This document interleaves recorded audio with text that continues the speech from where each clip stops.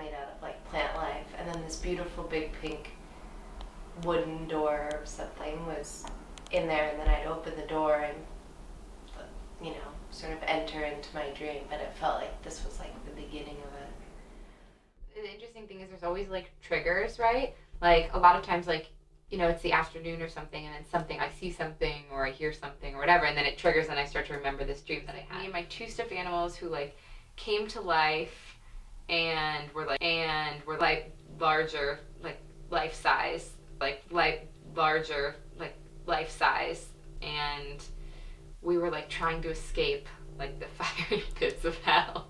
It's interesting. I think I remember my dreams from like childhood better than my more recent ones, just because I had a lot of like night terrors as a kid, like the fiery pits of hell.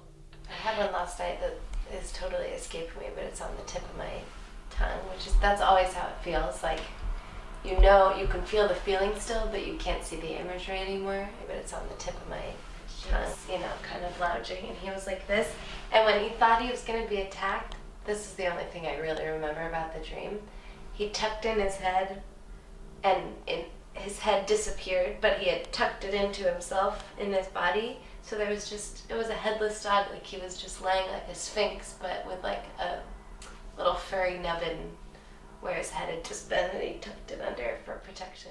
Like when I can like still like think of it, and I'm always like, that wasn't real, right? That was just a dream, but it was so strange because it was so detailed and I had it multiple times. I had this recurring nightmare. It's one of those where it felt real because it took place in real time and it was totally realistic. In the dream, I woke up and I opened the shower curtain and I cut off his head, and I took his head and I walked downstairs with it. I have this one like dream that I had like recurring when I was a kid, and it was really creepy. It was just like this really, really creepy dream that I had, and then like maybe I had like a few months later, I had it maybe like 3 times or something, and I'm always like, that wasn't real, It was right? just like the worst thing. I can't believe it came out of my tiny brain. Like, that wasn't real, right?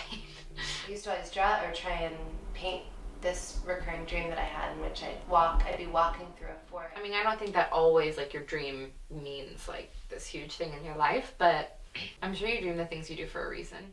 They were like trying to save me, and I was trying to save them, and there's a lot of mediation. So, like, there's a wall made out of like plant life, and then this beautiful big pink wooden door or something was in there, and then I'd open the door and sort of enter into my dream, but it felt like this was like the beginning of it.